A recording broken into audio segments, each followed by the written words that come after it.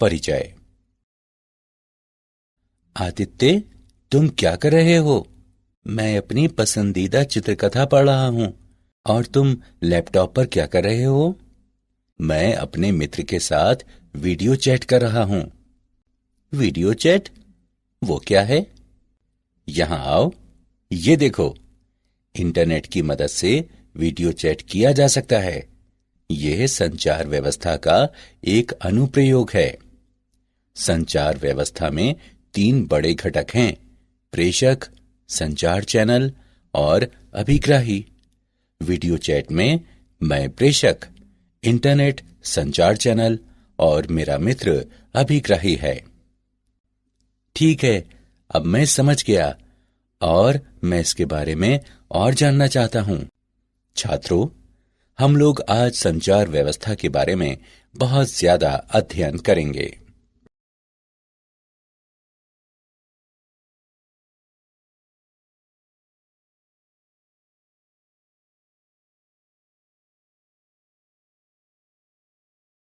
उद्देश्य।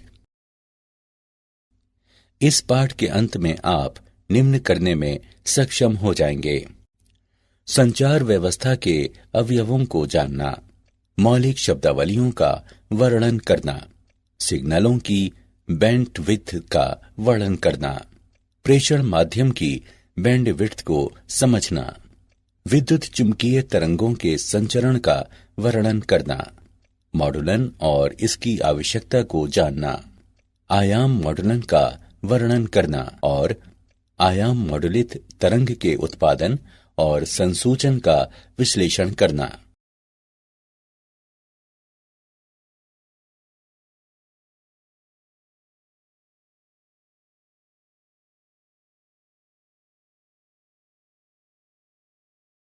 संचार व्यवस्था के अवयव।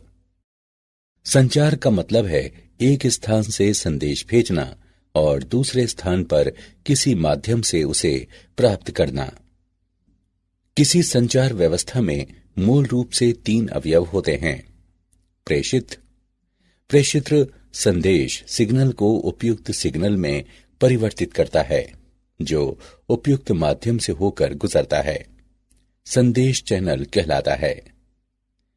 संदेश चैनल यह एक माध्यम है जो संदेश को उपयुक्त सिग्नल के रूप में एक स्थान से दूसरे स्थान में ले जाता है। प्रत्येक चैनल में प्रसारण के दौरान ऊर्जा की क्षति होती है। अभिग्राही। अभिग्राही प्रेषित द्वारा तैयार उपयुक्त सिग्नल को वास्तविक संदेश में परिवर्तित करता है। अभिग्राही प्रेषण क्षति के लिए सिग्नल के प्रवर्धन सहित संचालन का प्रतिफल है। अभिग्राही प्रेषण हानि के लिए क्षतिपूर्ति कर सिग्नल के प्रवर्धन सहित इसका संचालन प्रेषित्र द्वारा विपरीत सिग्नल प्रक्रिया के लिए विमॉडुलन और कूटानुवाद करता है।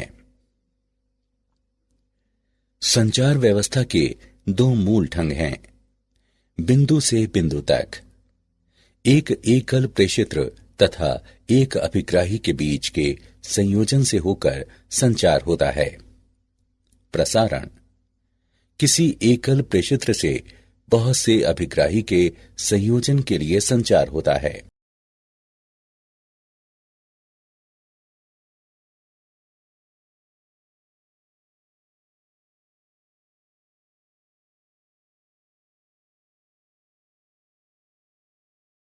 मूल शब्दावलियां।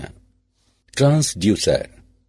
ट्रांसड्यूसर एक यंत्र है जो ऊर्जा को एक स्वरूप से दूसरे स्वरूप में परिवर्तित करता है। संचार व्यवस्था में आमतौर पर प्रेषित्र के निर्गत वाक पर विद्युतीय सिग्नल में संदेश सिग्नल के अनुरूप परिवर्तन और फिर अभिग्राही के निर्गत वाक विद्युत सिग्नल से संदेश सिग्नल में रूपांतरण की मांग रहती है। सिग्नल प्रेषण के लिए विद्युतीय या प्रकाश की स्वरूप में से जिसमें भी उपयुक्त हो सूचना का रूपांतरण सिग्नल कहलाता है। सिग्नल अनुरूप अथवा अंकीय हो सकते हैं। रव वो अवांछनीय सिग्नल जो संचार व्यवस्था में प्रेषण तथा संदेश के अभिग्रहण सिग्नल में विक्षोभ का प्रयास करते हैं, रव कहलाते हैं। क्षीणता, किसी माध्यम से संचरण के समय सिग्नल की प्रबलता में क्षति को क्षीणता कहते हैं। प्रवर्धन, किसी इलेक्ट्रॉनिक परिपथ के उपयोग द्वारा सिग्नल की क्षमता बढ़ाने वाली प्रक्रिया प्रवर्धन कहलाती है। संचार चैनल में क्षीणता के कारण होने वाले क्षय की क्षतिपूर्ति के लिए प्रवर्धन आवश्यक है। परास, यह स्रोत तथा लक्ष्य के बीच की वो अधिकतम दूरी है जहां तक सिग्नल को उसकी पर्याप्त प्रबलता से प्राप्त किया जाता है। बैंडविड्थ या बैंड चौड़ाई, बैंड चौड़ाई से हमारा तात्पर्य उस आवृत्ति परास से है जिस पर कोई उपकरण प्रचालित होता है अथवा स्पेक्ट्रम के उस भाग से होता है जिसमें सिग्नल की सभी आवृत्तियां विद्यमान हैं। पुनरावर्तक, पुनरावर्तक अभिग्राही तथा प्रेषित का संयोजन होता है। पुनरावर्तकों का उपयोग किसी संचार चैनल के परास को विस्तारित करने के लिए किया जाता है।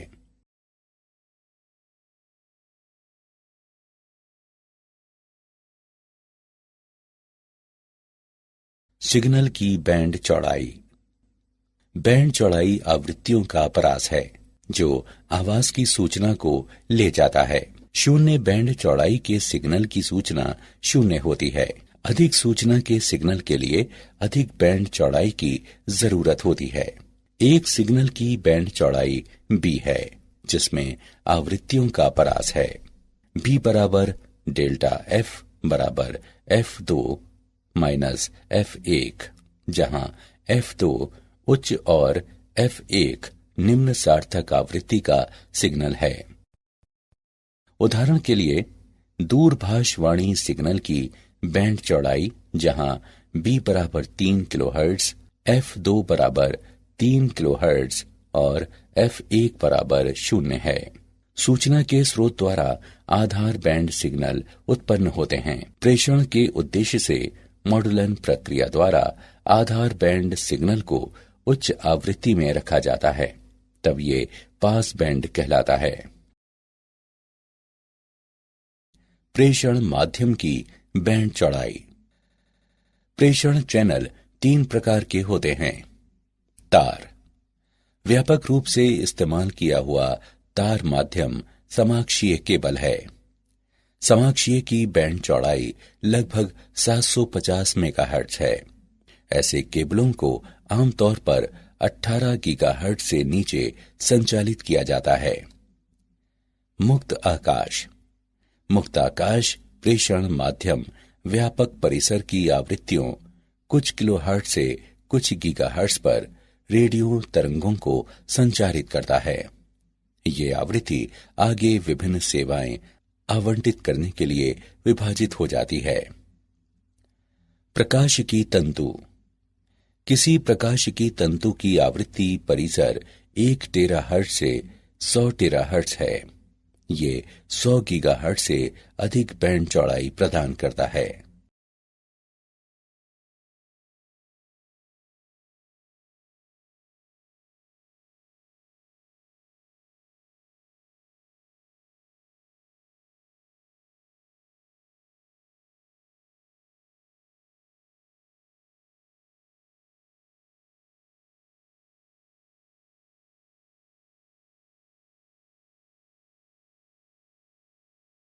वैद्युत चुंबकीय तरंगों का संचरण, पृथ्वी का वायुमंडल गैसीय पर का रोमांचक परास प्रस्तुत करता है जिसमें वैद्युत चुंबकीय तरंगों को विभिन्न आवृत्तियों में विभिन्न मार्गों पर संचरित करता है। वैद्युत चुंबकीय तरंगों को 3 प्रक्रियाओं के माध्यम से प्रेषित किया जा सकता है: भूतरंग संचरण, व्योम तरंग संचरण और आकाश तरंग संचरण। भूतरंग संचरण, ये एंटीना द्वारा विकृत तरंगे हैं जो भूसतह के साथ समानांतर या निम्न कोणों पर गमन करते हैं। जब भूतरंगे भूसतह के ऊपर से गुजरती हैं पृथ्वी के वायुमंडल द्वारा अवशोषित हो जाती हैं, इसलिए वे थोड़ी ही दूरी तय करके समाप्त हो जाती हैं। यहां भूतरंगे केवल 500 हर्ट्ज से 1500 किलोहर्ट्ज की कम आवृत्तियों के संचरण को झेल पाती हैं। व्योम तरंग संचरण। व्योम तरंगे वायुमंडल के क्षोभ मंडल तक ही सीमित हैं और इसके दो घटक हैं। प्रत्यक्ष तरंगे। ये तरंगे प्रेषण से अभिग्रहण एंटीना तक सीधे भ्रमण करती हैं। परावर्तित तरंगे। ये तरंगे प्रेषण एंटीना से पृथ्वी तक भ्रमण करती हैं और यहां से अभिग्राही एंटीना तक परावर्तित हो जाती हैं। आकाश तरंग संचरण।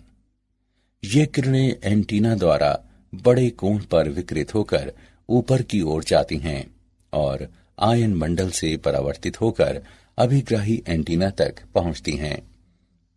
रेडियो तरंगों का क्षोभ मंडल परावर्तन द्वारा आकाश तरंग संचरण के लिए आवृत्ति परिसर कुछ मेगाहर्ट्ज से 30 मेगाहर्ट्ज तक का होता है। आयनित परतों का अपवर्तित सूचकांक आवृत्ति पर निर्भर करता है और ये 1-81 का मूल विभाजित वर्ग f के बराबर होता है। उदाहरण। आइए हम एक उदाहरण लेते हैं। एक टीवी टावर की ऊंचाई 200 मीटर है। यदि टावर के आसपास का औसत जनसंख्या घनत्व 1800 वर्ग किलोमीटर है, तो ये टीवी प्रसारण कितनी जनसंख्या को आच्छादित करेगा? दिया गया है पृथ्वी की त्रिज्या 6400 किलोमीटर है। हम इसके हल को जानते हैं। दिए गए मान हैं h बराबर 200 मीटर, जनसंख्या घनत्व 1800 प्रति वर्ग किलोमीटर, पृथ्वी की त्रिज्या 6400 किलोमीटर। प्रेषण का परास दिया गया है d बराबर मूल 2HR।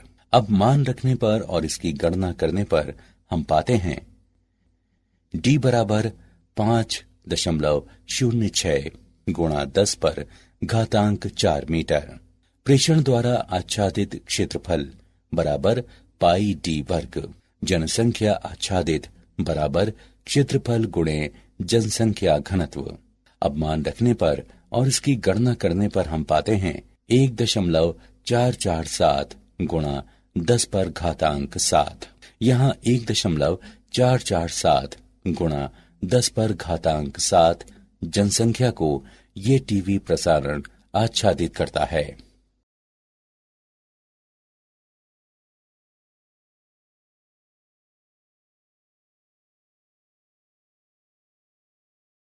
मॉड्यूलन और इसकी आवश्यकता। मौलिक रूप से निम्न आवृत्ति के सूचना सिग्नल को लंबी दूरी तक प्रेषित नहीं किया जा सकता है। अतः सूचना सिग्नल को उच्च आवृत्ति वाली रेडियो तरंग में अध्यारोपित करना जरूरी हो जाता है। इसे वाहक तरंग कहते हैं। सूचना सिग्नल को उच्च आवृत्ति रेडियो तरंग में अध्यारोपण मॉड्यूलन कहलाता है। एंटीना का आकार। किसी सिग्नल को प्रेषित करने के लिए हमें किसी एंटीना की आवश्यकता होती है। कोई एंटीना उस सिग्नल में समय के साथ होने वाले परिवर्तन उचित रूप से संवेदन कर सके। इसके लिए ये आवश्यक है कि इस एंटीना का साइज उस सिग्नल से संबद्ध तरंग दैर्ध्य के तुलनीय हो और साइज कम से कम लैम्ब्डा विभाजित 4 विमा हो। 30 किलोहर्ट्ज आवृत्ति की किसी ईएम यानी वैद्युत चुंबकीय तरंग की तरंग दैर्ध्य लैम्ब्डा 10 किलोमीटर है। स्पष्ट है कि इस लंबाई के तुलनीय साइज का एंटीना निर्मित करना तथा प्रचालित करना संभव नहीं है। अतः हमारे न्यून आवृत्ति आधार बैंड सिग्नल में निहित सूचना को किसी उच्च रेडियो आवृत्तियों में प्रेषण से पूर्व रूपांतरित करने की आवश्यकता होती है। एंटीना द्वारा शक्ति विकिरण। विकिरित शक्ति L विभाजित लैम्ब्डा का वर्ग है। ये प्रदर्शित करता है कि समान लंबाई के एंटीना के लिए आवृत्ति बढ़ने के साथ विकिरित शक्ति भी बढ़ती है। अतः किसी लंबी तरंग दैर्ध्य के आधार बैंड सिग्नल द्वारा प्रभावी शक्ति विकिरण कम होती है। अतः किसी अच्छे प्रेषण के लिए हमें उच्च शक्ति चाहिए और इसीलिए ये तथ्य दिया गया है। हमें प्रेषण के लिए उच्च आवृत्ति के उपयोग की आवश्यकता को दर्शाता है। विभिन्न प्रेषित्रों से प्राप्त सिग्नलों का मिश्रण। यदि कई प्रेषित्र एक साथ आधार बैंड सिग्नलों का प्रेषण करते हैं तो उन्हें अलग करना मुश्किल हो जाता है। अतः प्रेषण से पहले मूल निम्न आवृत्ति आधार बैंड सिग्नल को उच्च आवृत्ति तरंग में रूपांतरित करने की आवश्यकता होती है, ताकि रूपांतरित सिग्नल में उन सभी सूचनाओं का समावेश हो जो मूल सिग्नल में समाहित थी। एक ज्या वक्रीय वाहक तरंग को इस प्रकार प्रस्तुत किया जा सकता है। ct बराबर AC साइन ओमेगा CT जमा 5। मॉडुलन के 3 प्रकार होते हैं: आयाम मॉडुलन, आवृत्ति मॉडुलन और कला मॉडुलन।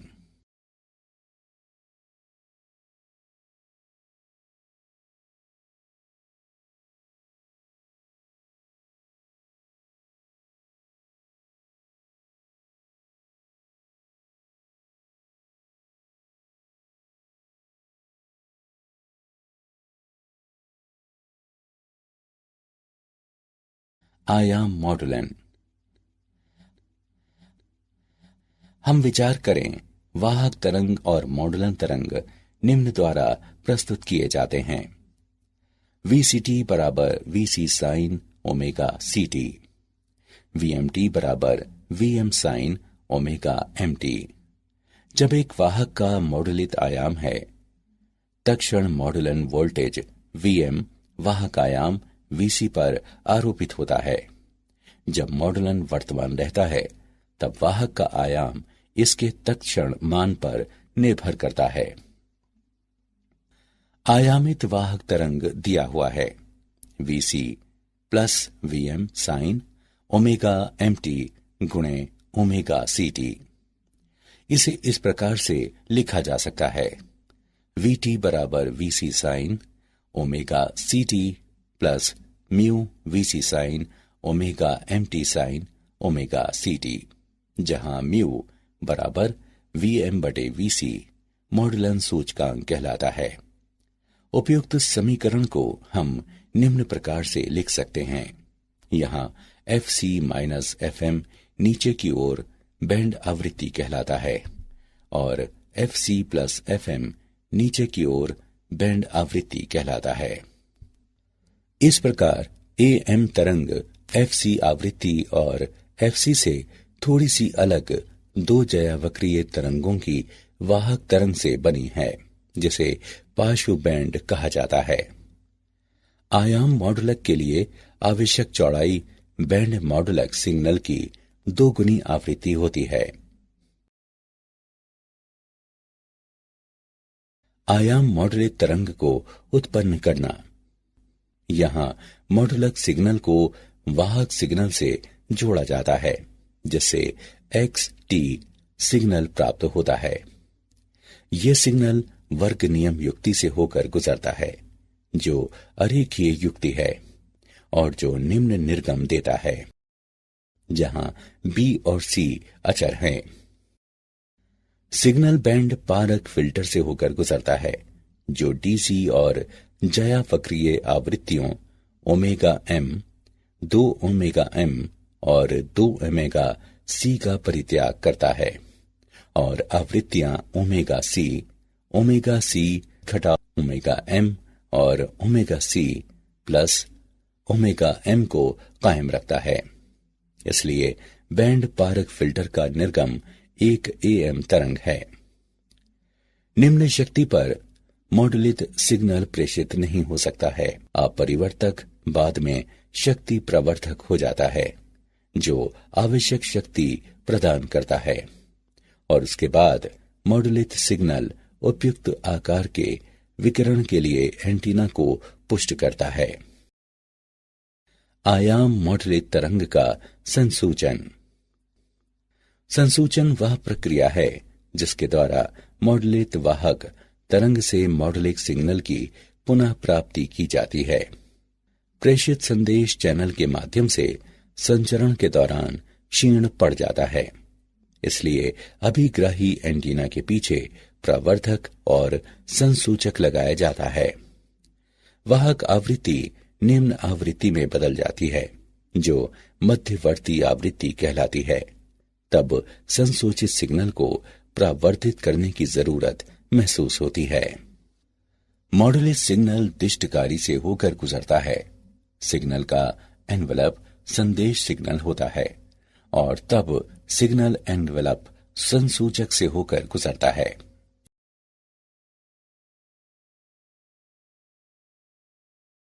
क्या आप जानते हैं, कूटलेखक विद्युत सिग्नल को इसके प्रेषण से पहले कूट में बदल देता है।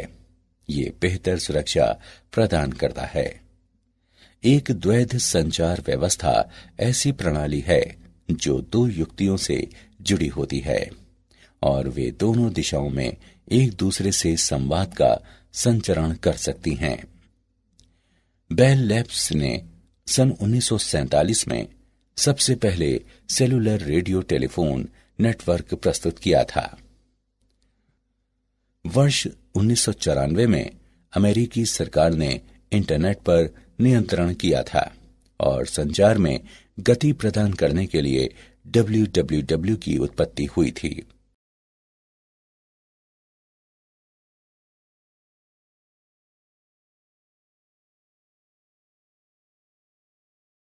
सारांश। आइए हमने जो कुछ सीखा है उसे संक्षेप में दोहराएं। संचार का मतलब है एक स्थान से संदेश भेजना और दूसरे स्थान पर किसी माध्यम से उसे प्राप्त करना।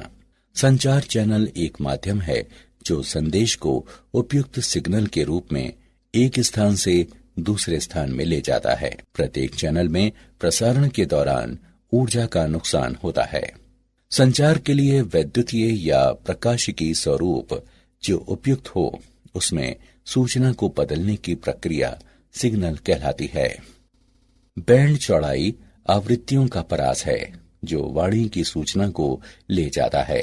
शून्य बैंड चौड़ाई के सिग्नल की सूचना शून्य होती है। ये किरणें एंटीना द्वारा बड़े कोण पर विकृत होकर ऊपर की ओर जाती हैं और आयन मंडल से परावर्तित होकर अभिग्राही एंटीना तक पहुंचती हैं।